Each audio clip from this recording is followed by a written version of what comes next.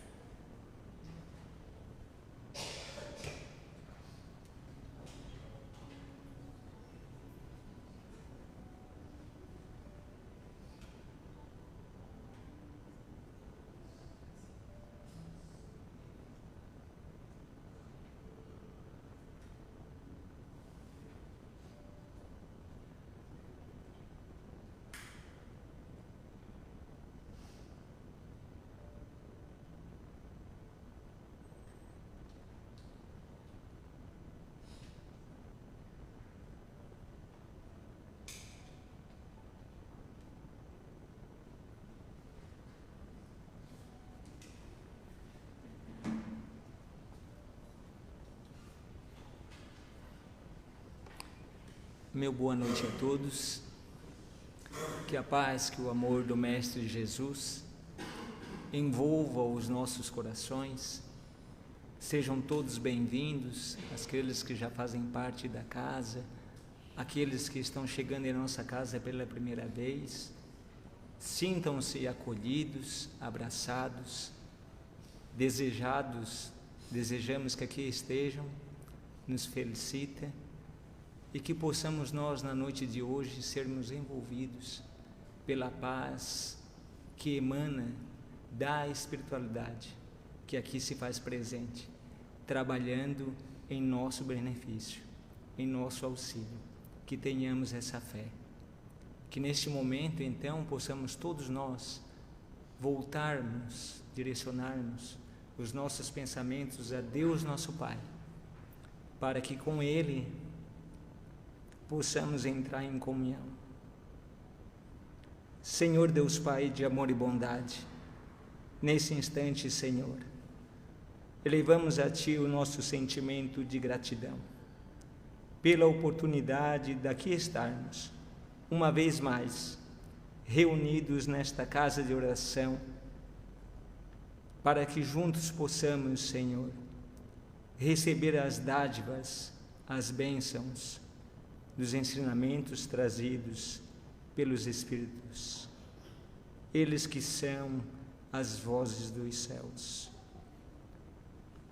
Obrigada, Senhor Deus Pai, por nos proporcionar a dádiva da vida, por todo auxílio e amparo que recebemos do instante em que acordamos no dia de hoje até o presente momento. Pedimos à espiritualidade então que nos envolva, que nos inspire e que possamos encontrar na mensagem do Evangelho a palavra esclarecedora e consoladora que viemos em busca. Sendo assim, pedimos a permissão para darmos por iniciado as atividades doutrinárias da noite de hoje, dizendo que assim seja. Graças a Deus. A palestra da noite de hoje é com o nosso irmão Alcemir. Ele vem da Casa Espírita Deus, Amor e Caridade. Seja bem-vindo e que os bons espíritos lhe inspirem. Que assim seja.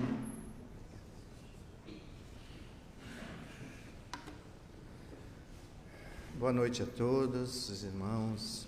Sempre uma alegria, estarmos aqui nessa casa, vendo os amigos, trabalhadores do movimento espírita. E é sempre muito bom nós podermos passar por esses momentos onde a lei divina é trazida na sua funcionalidade, na sua forma de ser, para que aos poucos nós possamos irmos nos desvencilhando dessa falta de entendimento da nossa essência e irmos nos entendendo, nos compreendendo realmente naquilo que somos como espíritos, num processo de evolução, filhos de Deus, um Pai que nos ama e que trabalha constantemente por todos nós, para que possamos encontrar o verdadeiro caminho, o caminho da verdadeira vida. A nossa temática de hoje, ela está no capítulo 1 de O Evangelho segundo o Espiritismo. Ali, Kardec coloca em primeiro lugar aquela frase de Jesus, onde ele diz: não vim destruir a lei. E depois os Espíritos vão fazer um retrocesso, mostrando lá o início de um investimento espiritual na humanidade, no momento em que ela precisaria receber as primeiras sementes dessa questão divina, de Deus, de espiritualidade. E ali então, esse capítulo começa com Moisés, Fala de Moisés, de que ele recebe os 10 mandamentos, a primeira revelação da lei de Deus, que ele também legisla, ele mesmo cria 5 livros, o Pentateuco, o Mosaico, que é direcionado ao povo da época, são leis humanas. E de Moisés até Jesus, são 1.300 anos aproximadamente, né, que as gerações, geralmente espíritos reencarnantes, sabe, que retornam ao mundo espiritual, volta, né, nos seus descendentes, vão estudando ali as leis mosaicas e vão adotando, né, práticas, entendimentos a respeito daquilo que Moisés trouxe. E nessa primeira revelação, ela tem um marco muito importante, que é a revelação de que temos um Deus único. Porque até então, toda a humanidade era politeísta, né? Entendíamos nos vários deuses, era um período ainda de infância espiritual. Então, nesse período até Jesus, o povo judeu trabalha o entendimento dessas leis trazidas por Moisés, e Jesus chega 1.300 anos depois, trazendo novas revelações. E ele faz referência à lei mosaica, dizendo que não veio destruir essa lei. Ali já era um trabalho realizado, uma conquista, mas dava prosseguimento. Então nós vamos hoje com o Espiritismo entender que existe uma pedagogia divina, um projeto espiritual, né, que nós estamos sendo acompanhados pelo nosso governador Jesus, que possui um projeto de evolução do orbe terreno, juntamente com os espíritos que o habitam. Então há um processo pedagógico, onde nós vamos recebendo informações, revelações, de acordo com a nossa capacidade de entendimento, de acordo com o nosso degrau de evolução, onde orientações mais desafiadoras vão chegando. E se nós formos ver de Moisés a Jesus, nesses 1.300, 1.400 anos que a história mostra, há uma grande diferença, porque Jesus vem trabalhar coisas, vem ensinar e revelar leis, situações até então desconhecidas ou muito ausentes da prática dos seres daquela época, que eram justamente as questões do amar, do respeitar, de olhar-se interiormente. Jesus traz uma revolução no pensamento religioso, porque ele mostra situações, inúmeras situações, condições de fazer com que nós pudéssemos, na época, tecer um olhar interno, um olhar para dentro, um diagnóstico das nossas imperfeições, de como nós estávamos agindo. Então, ele traz algo totalmente diferenciado de Moisés, mas é um prosseguimento. Ele não veio destruir tudo aquilo que foi conquistado, mas dar continuidade, né? É a pedagogia divina.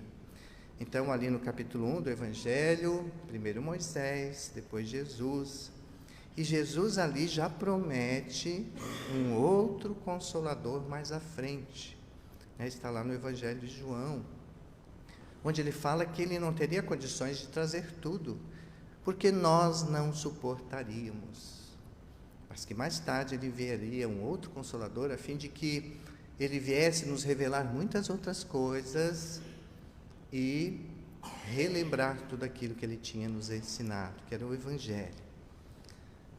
E aí nós vamos percebendo, né, que chega em 1857, portanto, 1857 anos depois, o de Espiritismo, né, está ali no capítulo 1 do Evangelho, novamente repetimos, Moisés, Jesus e Espiritismo. Nós vamos voltar aqui depois.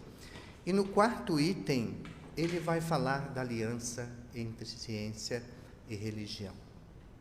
Se nós formos olhar esse projeto divino, né, que o mundo espiritual não improvisa, tudo é muito preparado para que o planeta passe pelos seus processos de evolução, né, nós vamos perceber que as 3 primeiras fases já aconteceram, inclusive o Espiritismo, mas essa 4ª fase aí, a aliança entre ciência e religião, é algo a ser conquistado, né? Estamos ali num processo de discussão, de trabalho, de entendimento, de lutas, né? De lutas constantes, porque nós vamos ver uma ciência que nega, muitas vezes, a questão espiritual e quer separar. Ciência é ciência, religião é religião, né? Quem quer trabalhar com a religião, que fique do lado de lá,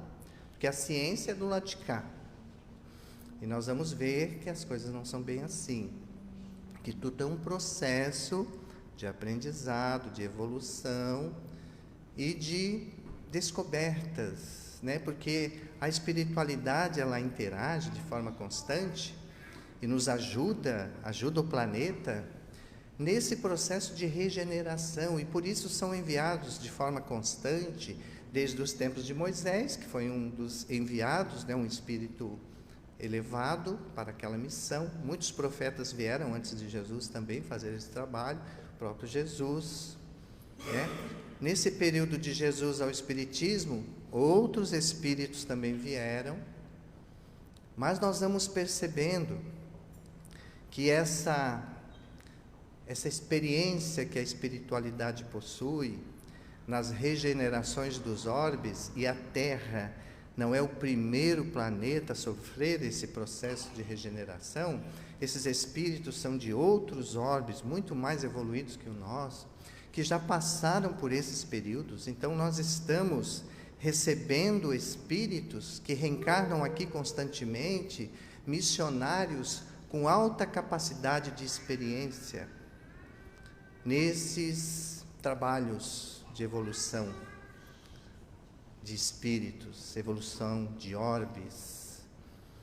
E aí nós vamos analisar toda uma pedagogia divina, tudo vindo ao seu tempo, para que as coisas possam irem se encadeando, irem acontecendo.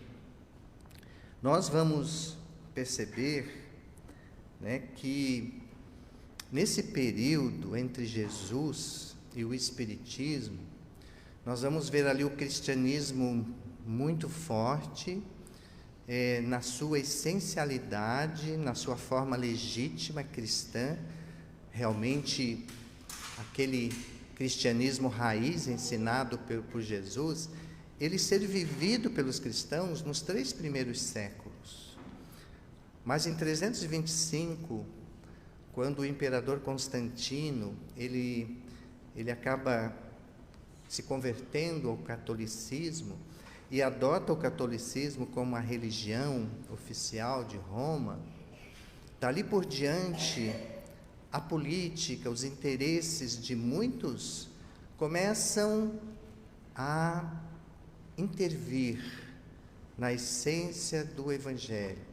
E o Evangelho vai sendo moldado ao seu jeito, ao interesse dos homens, ao orgulho, aquilo que os homens quiseram fazer do Evangelho. E Jesus previu isso, porque ele fala que o Evangelho, mais tarde, através do outro Consolador, seria relembrado, porque só é relembrado aquilo que é totalmente esquecido. E isso que aconteceu a partir do século III, século IV, e nós vamos ver um período de obscurantismo, né, do 14º século, do 4º século ao 14º, 15º século. A era do obscurantismo, né, onde a ciência não avançava, onde o domínio da religião praticamente amordaçava o pensamento humano, ninguém poderia questionar nada, porque senão era punido, tudo teria que ser aceito de acordo com aquilo que era imposto pela religião da época. Mas, a partir do século 15º, nós vamos ver, começando a ver algo de novo acontecer. Começando a surgir um período totalmente renovador. É a ação do mundo espiritual. Porque começam a encarnar aqui missionários para dar início a uma nova era, a uma nova época. Uma época que aboliria aquele período muito obscuro. Nos lembramos da Inquisição, né? Que durou séculos. E espíritos muito preparados, inteligentes, no campo da ciência, primeiramente, né?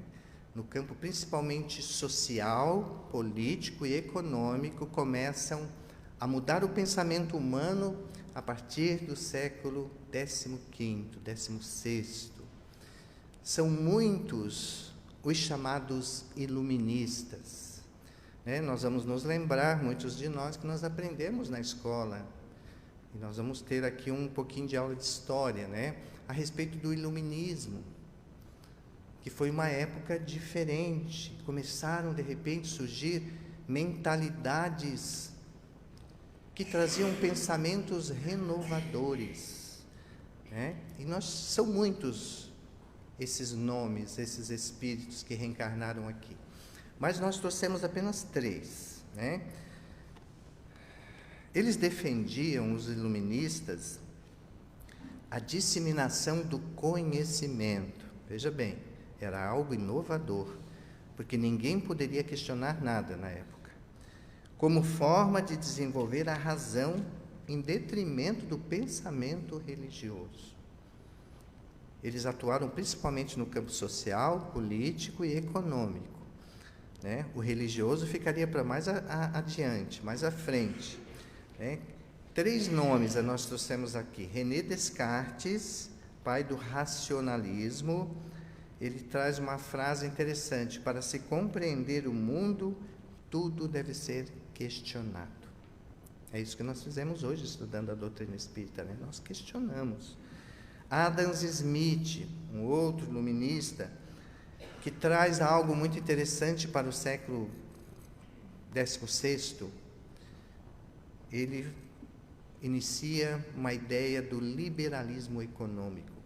Hoje, todas as nações evoluídas, né, constituídas principalmente dentro do aspecto democrático, traz a liberdade da iniciativa privada.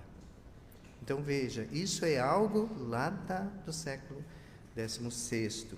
Montesquieu trouxe, a ele um pensador, um filósofo, né, trouxe no século XVI algo muito interessante, que é atual nos dias de hoje, nas principais potências do mundo, democráticas principalmente, que é a separação dos poderes. Poder legislativo, poder executivo, poder judiciário. Olha só, tudo isso daquela época, que eram semeados aí as primeiras sementes para um movimento renovador no aspecto social, político e econômico. Mas nós vamos ver que no século XVIII, XIX, a gente vai percebendo o terreno sendo preparado para ser plantada a semente do Consolador, do Espiritismo. Por isso que o Espiritismo teria o momento exato para ser trazido. Primeiro, a preparação. A espiritualidade trabalha muito bem, né? Esses espíritos altamente elevados. Então, no século XVIII, principalmente no século XIX, início do século XIX, uma força-tarefa desce do mundo espiritual. Na área das ciências, tá? Com relação à revelação das leis que regem o mundo material, leis da matéria, cientistas, conhecedores das leis da matéria, reencarnam nesses séculos. E também do outro lado, né, aqueles que iriam revolucionar as questões relativas às leis que regem o mundo espiritual. Então, o nosso tema é ciência, aliança entre ciência e religião. Não é? E olha o investimento da espiritualidade. Quem reencarna para revelar as leis que regem a ciência, a revelação das leis que revelam as questões relativas ao mundo material? Nos trouxemos alguns apenas, né? Louis Pasteur, ele desvenda o mundo dos micro-organismos. Albert Einstein, da física moderna. Sigmund Freud, no campo da psique. Marie Curie, radioatividade. É tudo coisa nova.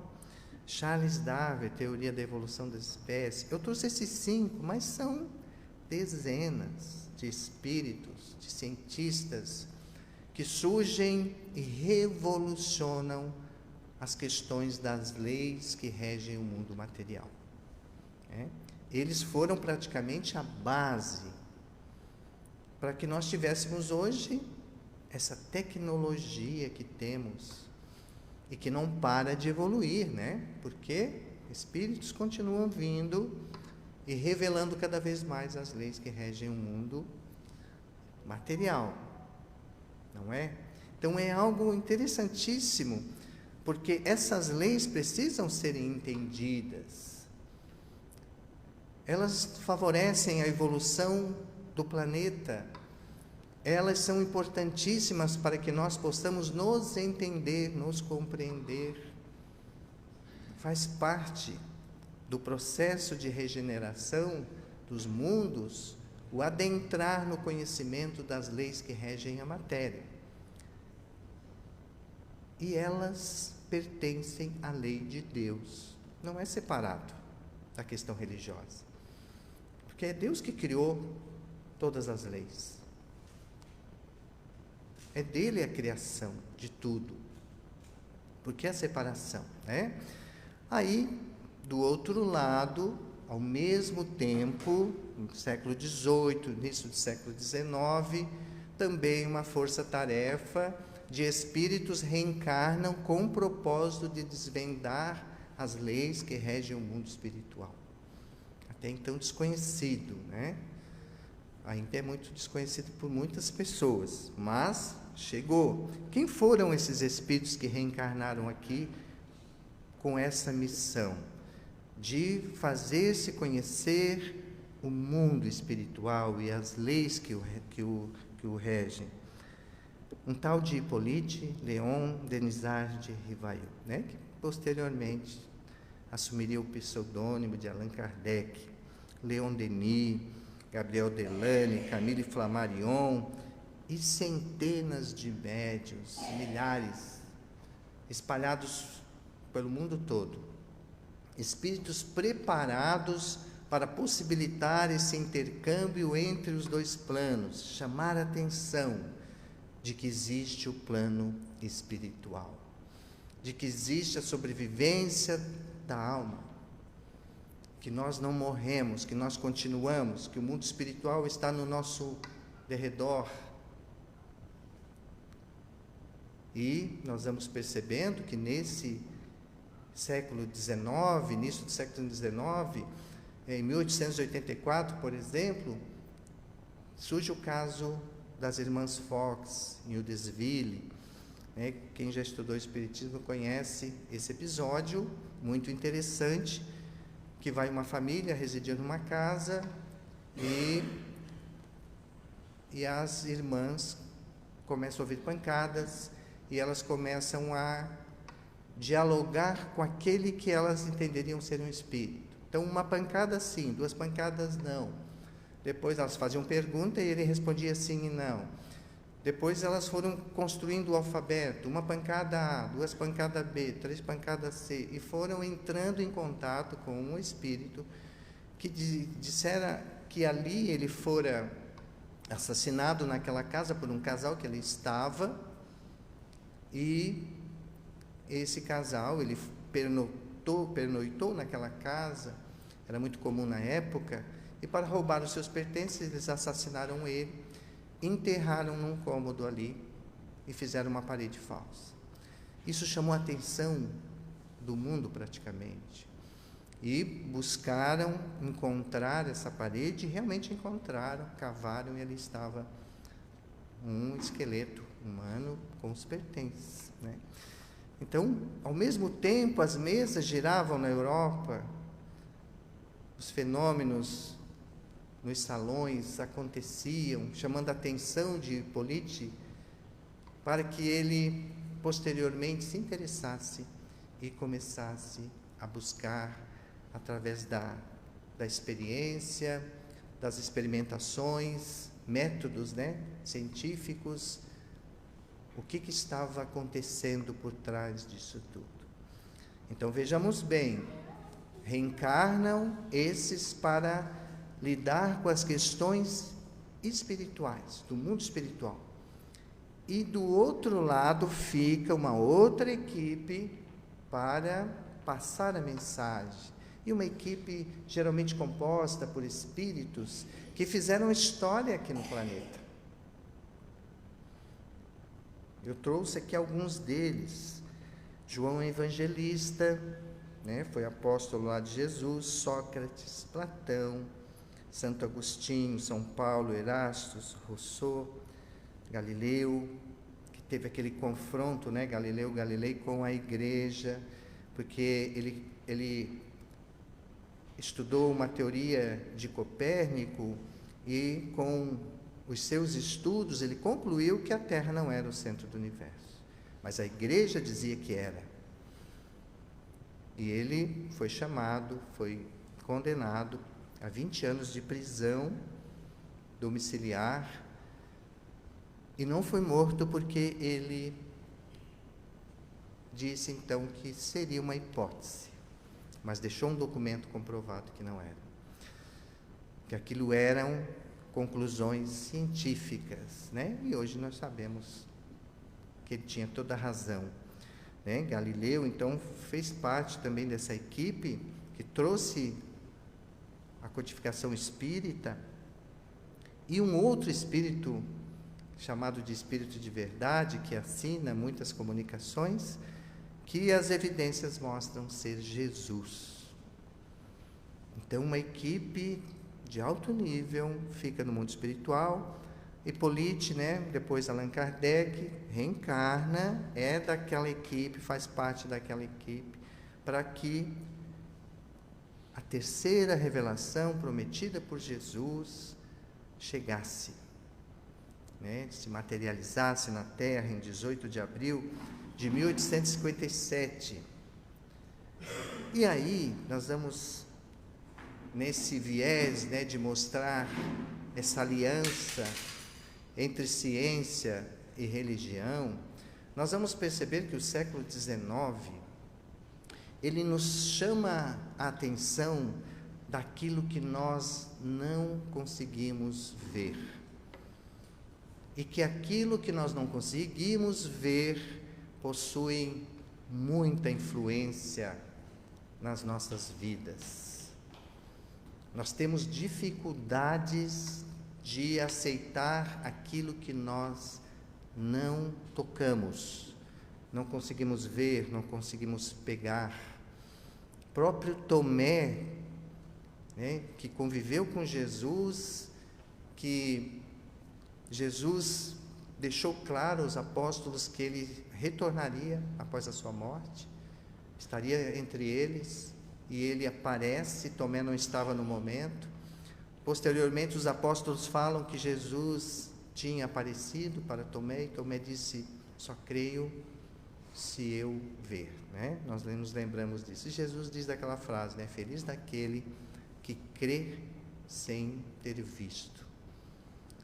Porque quando nós desenvolvemos um grau que Kardec chama de maturidade do senso moral, é um raciocínio lógico, um entendimento que nós vamos adquirindo nos períodos em que estamos aqui na Terra e também nos estudos realizados no mundo espiritual, nós vamos adquirindo essa sensibilidade de que nós não vemos, mas nós temos a certeza.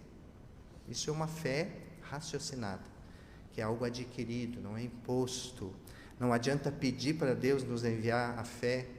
Essa fé é uma conquista de cada um.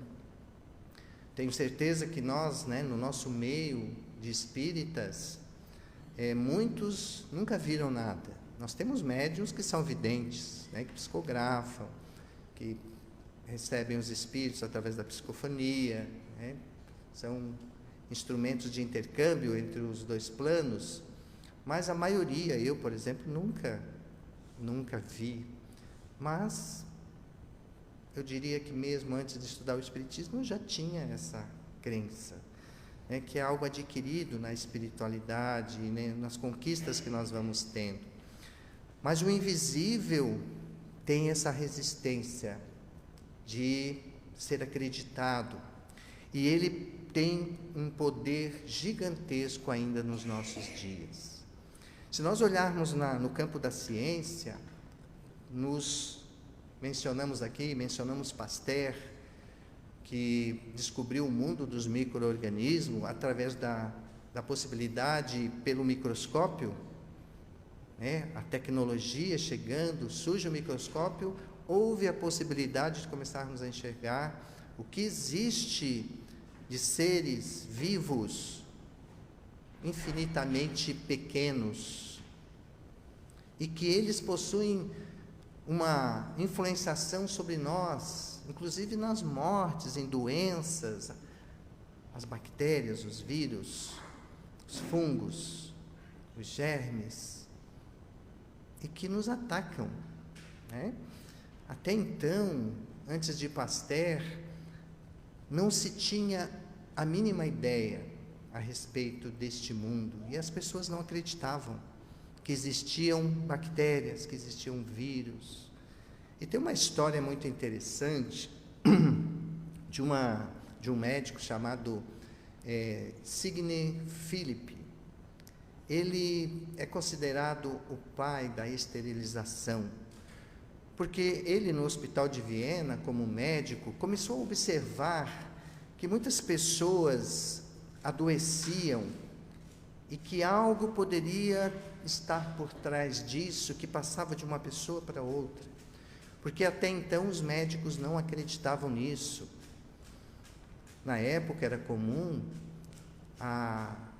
por exemplo, os estudantes dissecarem os cadáveres e com o mesmo bisturi fazer uma cirurgia numa pessoa, sem esterilizar, sem lavar. As mãos também não eram esterilizadas, não eram lavadas. Os jalecos eram sujos de sangue. E quanto mais sujos, maior a credibilidade do médico, porque denotava um médico que fazia muitas cirurgias, tinha experiência pelo jaleco sujo. E o Signe, ele começou a perceber que algo poderia acontecer, estar presente. Existia uma febre pós-parto, chamada de febre puerpal, ou puerperal, algo assim, que geralmente matava 15% das mulheres. Morria-se mais mulheres que iam para o hospital dar à luz do que aquelas que davam à luz em casa. Porque acontecia algo com elas, que a maioria morria, e também o bebê morria. E ele então busca soluções, busca métodos experimentais, achava até que era o padre que poderia, com a sineta, quando morria alguém, aquela sineta poderia provocar algo psicologicamente em alguém, e que a pessoa adoecia, afastou o padre, não resolveu, trocou as salas de cirurgias, não resolveu, até que um dia ele sai de férias e o que ficou no seu lugar corta a mão num parto e morre da mesma febre pós-parto. Então ele percebeu que algo poderia estar no bisturi. Convence o diretor do hospital a buscar lavar os bisturis. Eles possuíam uma substância que poderia fazer uma limpeza, uma esterilização no bisturi, nas mãos e trocar os jalecos. Houve uma resistência absurda dos médicos, mas o diretor do hospital aceitou e foi feito essas experiências. E as mortes caíram de 15% para 1%. Estava evidente que algo existia que contaminava, mas a resistência dos médicos mais antigos foi de fazer com que o Philip fosse demitido do hospital. Não aceitaram, voltaram aos métodos antigos, por não admitir algo pequeno que não pudesse ser visto. E ele foi, esse médico, considerado um visionário, alguém que estava enxergando coisas, ao ponto de ficar desempregado, ser internado no manicômio e morreu no manicômio. Posteriormente, Pasteur, através do microscópio, comprova que ele estava com a razão. E ali então se desvenda o mundo dos micro-organismos. Estudando esse mundo, estudando os micro-organismos, foram se encontrando os antídotos, né, para poder então anular essa ação deles sobre nós. E hoje nós temos, né, antibiótico, antivirais, tantos medicamentos, né, que nos protegem, que nos ajudam no sistema imunológico, fortalecimento do sistema imunológico, hoje entrando inclusive nas questões da psique, que é importante para isso, porque se conhece como esses agentes pequeninos agem. Por um outro lado, então aqui nós temos a ciência, né? Por outro lado, a religião, o espiritismo, que veio justamente desvendar o mundo espiritual e a influência do invisível sobre nós. A questão 459 do Livro dos Espíritos, ela vai trazer justamente isso. Kardec pergunta aos espíritos superiores: influem os espíritos em nossos pensamentos e em nossos atos? E a resposta: muito mais do que imaginais. Influem até o ponto que, de ordinário, são eles que vos dirigem. Ou seja, nós podemos estar sendo dirigidos, direcionados a praticar atos, impulsionado por essas mentes, um domínio de mente sobre a nossa mente. Nós poderemos fazer um negócio, por exemplo, de forma equivocada, influenciado por esses espíritos e dar errado. Mas quem são esses espíritos que influenciam em nossos pensamentos, em nossos atos? São os espíritos inferiores. Esses tentam adentrar ao nosso campo mental, a intervir sobre nós. Aí está o perigo, porque os bons espíritos, esses nos aconselham, esses nos dão orientações através da inspiração, mas eles nos deixam, somos livres, eles não interferem no nosso livre-arbítrio, porque nós temos a responsabilidade pelas decisões dos nossos atos. Então o Espiritismo veio desvendar que existem também os espíritos que, a exemplo dos micro-organismos, podem nos atacar. E aí, qual o antídoto? O que nós devemos fazer para nos proteger dessa ação maléfica? Nos lembrando aqui que muitas doenças no campo psíquico, elas estão relacionadas à influenciação espiritual perversa, negativa, que levam pessoas aos desequilíbrios psicoemocionais, a muitas serem internadas em clínicas psiquiátricas, em manicômios. Tanto é que Allan Kardec traz que quando nós avançarmos, quando ciência e religião estiverem unidas, as obsessões serão catalogadas como doenças. da área da medicina. Isso é o seu futuro que virá. Mas, voltando, qual o antídoto? O que fazer para nos protegermos da ação perversa dos espíritos inferiores sobre nós? E aí vem a questão da religião. Por isso, aliança entre ciência e religião. Porque nós somos espíritos. E aí entra o Evangelho de Jesus. Eu sou o caminho, a verdade e a vida. Ninguém vai ao Pai, ninguém evolui, ninguém alcança a plenitude, a felicidade, se não for segui-lo. E é justamente aquelas mensagens que ele procurou trazer de inovação 1.300, 1.400 anos após Moisés, que era o autoconhecimento, chamando as questões das nossas reflexões íntimas, ao autoconhecimento, ao diagnosticar das nossas inferioridades, quando ele advertiu-nos para que não olhássemos apenas os problemas, os defeitos dos outros, como era comum naquela época, e não é diferente no momento de hoje, mas que nós pudéssemos olhar a farpa, os grandes defeitos que existem dentro de nós, o orgulho, o egoísmo, a maledicência, os vícios de tantas ordens. Aí está o caminho que faz com que os espíritos inferiores tenham acesso sobre nós. Porque nós, diante das imperfeições, quanto mais elas estiverem presentes em nós, nós estaremos com vibrações baixas. E os espíritos inferiores também estão em vibrações baixas.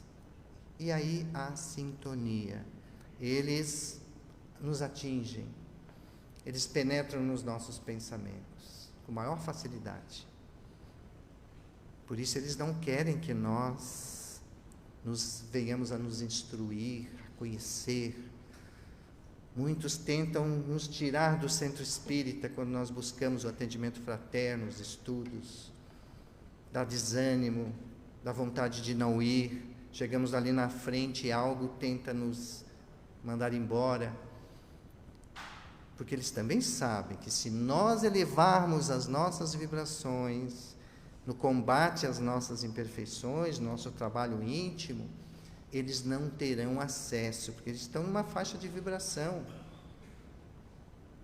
Né? E os espíritos, se nós nos elevarmos, eles não terão acesso. Nós estaremos sintonizados com os espíritos mais elevados. Aí está o segredo, né? Que o Espiritismo vem revelar. E todo ele estruturado em quem? Em Jesus. Porque o Espiritismo também não veio mudar, destruir a lei de Jesus, mas dar prosseguimento, porque tudo é evolução. Nós vamos, à medida que estamos em condições de compreender isso, essas revelações chegaram e chegam.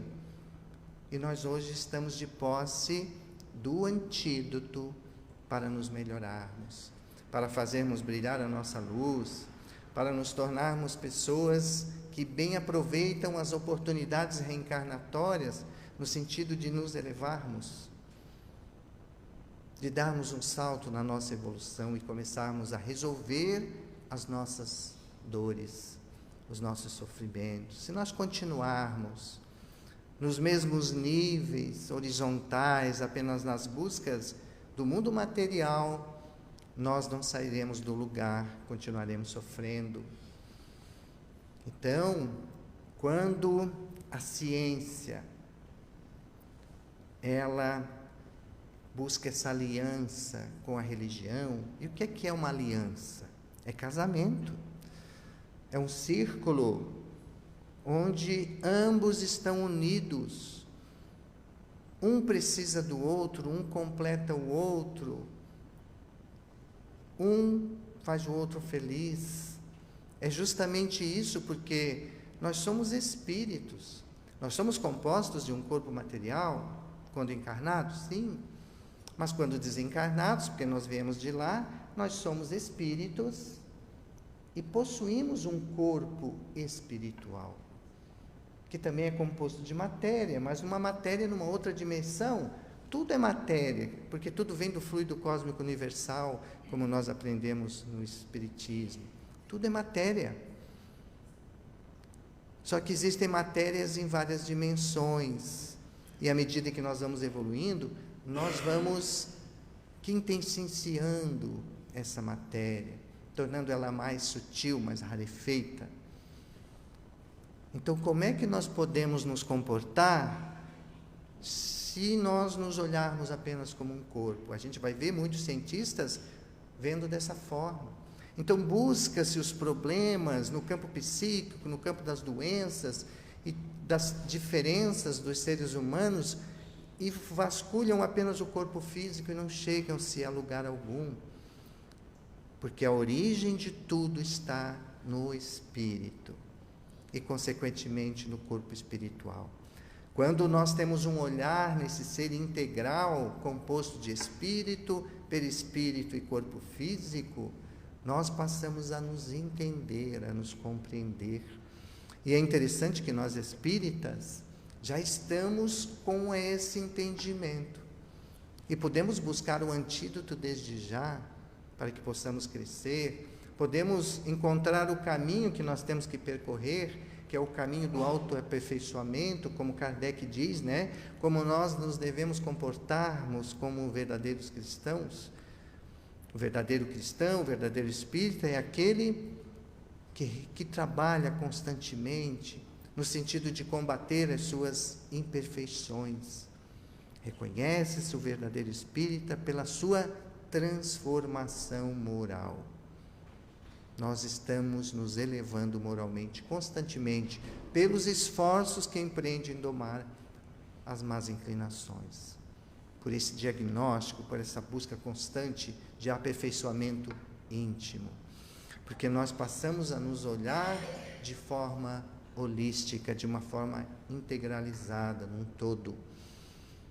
Então, nós estamos muito à frente, enquanto a ciência, ela ainda se distancia da religião, mas nós já estamos com esse entendimento. Isso é muito bom, isso é muito gratificante, isso nos dá um norte de nos entendermos, de ver que a encarnação, ela tem um grande viés naquele entendimento de Jesus, naquela orientação de Jesus, que nós temos que cuidar sim dos bens da terra, dos tesouros da terra, de forma equilibrada, mas não devemos nos despreocupar em acumular os tesouros do céu, que esses são perenes, esses são eternos, esses nós levaremos conosco quando nós retornarmos ao mundo espiritual, porque nós somos de lá. Tá certo? Uma ideia, né, desse processo gradual, Moisés, Jesus, o Espiritismo e essa nova etapa a ser conquistada. Essa aliança entre as leis de Deus, que são as leis da matéria, e as leis que regem o mundo espiritual. Agradeço a atenção, que Deus nos abençoe sempre. Obrigado.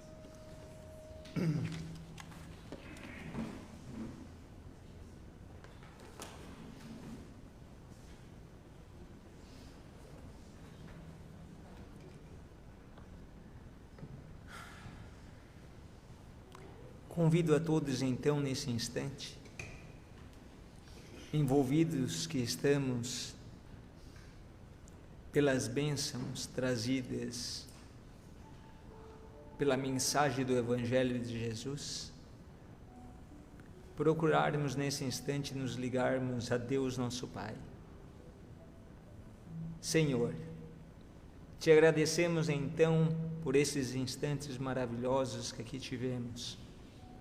Te agradecemos pela oportunidade de recebermos as luzes do entendimento, da compreensão dos ensinamentos trazidos pela espiritualidade, que chega até nós como um farol, como uma luz, como um caminho agora certo a trilharmos.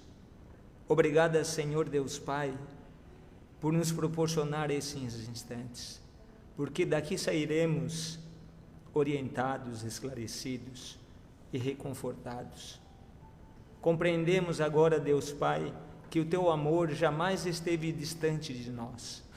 Em todas as épocas da humanidade, sempre estivestes presente, nos trazendo o esclarecimento necessário de acordo com o nosso amadurecimento, com o nosso aprimoramento.